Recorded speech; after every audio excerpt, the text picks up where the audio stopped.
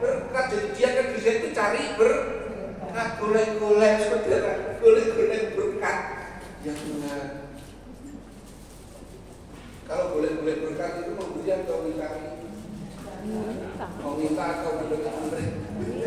Nah ini maunya itu begitu.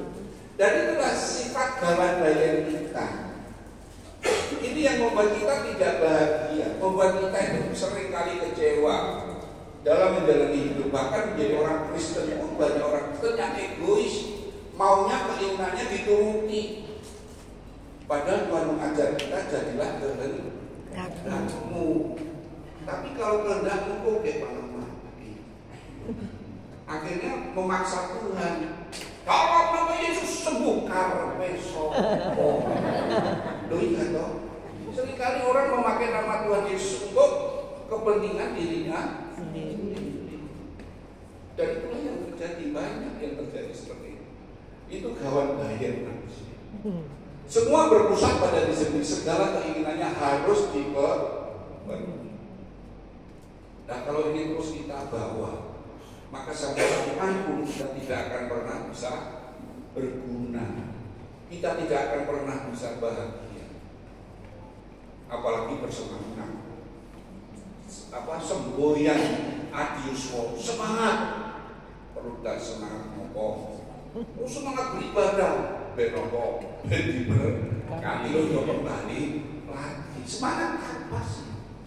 Semangat mencari, semangat meminta, atau semangat memberi? Artinya semua berguna. Berguna itu kalau kita memberi atau jaluk memberi. Nah ini yang perlu kita perhatikan. Jadi semboyan ini harus dihidupi dengan mindset yang benar. Karena saya takutnya semangat apa? Semangat untuk supaya keinginan terpenuhi. Tapi ketika keinginan itu lawas, sakura lewat di suara pakaian, akhirnya terpenuhi. Semangat itu karena keinginannya tidak terpenuhi. Nah, dampaknya itu luar biasa Bapak Ibu. Nah, pertanyaannya mengapa sih orang egois? Ya karena mereka pikir itulah kebahagiaan. Jadi mindsetnya itu bahagia itu kalau keinginan kita terpenuhi, itu benar. Tapi justru itu orang benar. Justru karena keinginan itu membuat kita menderita karena tidak setiap keinginan kita terpenuhi. Siapa yang harus memenuhi keinginan kita? Orang lain. Orang lain juga punya keinginan. Nah terus akhirnya bentrok. Suami-suami terhadap istrinya pengen punya keinginan dan oh iya Pak, saya ingin istri saya itu lembut, tidak marah, tidak cerewet, nerimo gitu ya. Kalau istrinya begitu yang bahagia siapa? Saya menderita soal egois toh, kebahagiaan yang egois itu. Mereka pikir yang bahagia yang menuntut, tetapi yang melaksanakan itu yang menderita. Nah karena itulah yang dianggap kebahagiaan. Benarkah demikian? Sepertinya benar orang benar. Nah egoisme dapat membuat manusia kecewa, iri hati, bahkan membuat orang menderita karena keinginan kita yang tak terpenuhi. Ya. Bahkan karena egoisme orang bisa menjadi jahat. Orang menjadi jahat. Dan bahkan rakus. Orang egois itu rakusnya minta, aku tidak peduli orang lain, yang penting aku dulu. Nah, seringkali kalau ada hadiah disediakan, silakan ambil itu bebas keroyokan. Tidak, ambilnya antri satu-satu, surah sabar. Itu sudah kecenderungan manusia begitu. Dan itu terjadi pada siapa saja ketika bantuan diberikan. Ada hanya 20.000 sudah. Oh itu koyo-koyoan tidak jahat sampai ada yang meninggal. Hanya 20.000 dibagikan. Mindset orang itu maunya menerima. Mereka pikir menerima itu bahagia. Justru bisa membuat orang jahat dan tidak peduli dengan orang lain. Dan yang mengerikan orang egois itu berbuahkan kepada kebinasaan. Nah sekarang kita masuk bukan memberi Memberi bukan meminta, itulah kebahagiaan yang sejati. Nah, bagaimana alasan-alasan mengapa kita harus memberi? Mari kita lihat di dalam Kejadian pasal 1 ayat 29. Kejadian. Berfirmanlah Allah, lihatlah, aku memberikan kepadamu segala tumbuh-tumbuhan yang berbiji di seluruh bumi dan segala pohon-pohon yang berbuah berbiji. Itulah akan menjadi apa? Yang dilakukan Allah. Memberi apa? Memberi apa yang menjadi makanan kita. Jadi Tuhan sudah memberikan. Jadi kita perlu carikan. Kalau Tuhan sudah memberi, perlu dicarikan.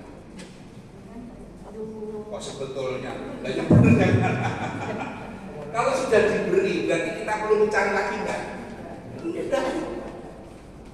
Sudah diberi kok. Nah, lanjut lagi. Tuhan Allah berfirman, tidak baik kalau manusia itu seorang diri saja. Aku akan apa? Menjadikan penolong baginya yang sepadan dengan dia. Loh, coba. Apa yang dilakukan Tuhan? Memberi jodoh, penolong, memberi pasangan hidup. Tuhan kita itu Tuhan yang memberi. Yohanes 3:16. Karena begitu besar kasih Allah akan dunia ini sehingga Ia telah mengaruniakan anaknya yang tunggal, supaya setiap orang yang percaya kepadanya tidak binasa, melainkan beroleh apa? Hidup yang kekal. Apa yang dilakukan Allah?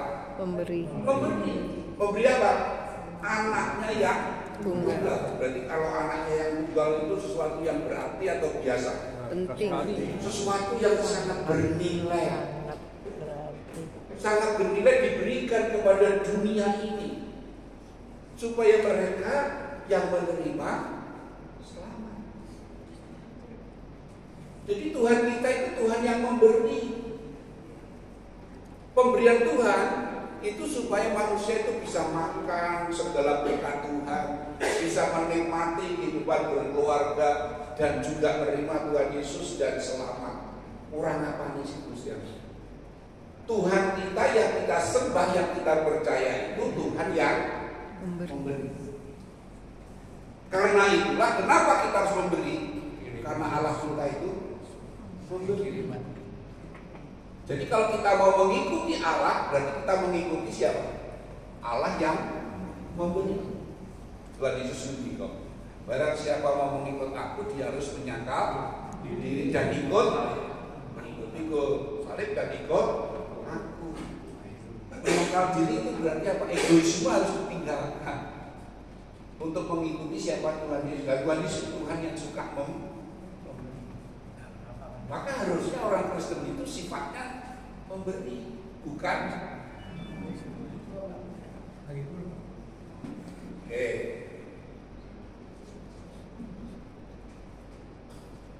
mengapa kita harus memberi? Wah, ini yang rada berat.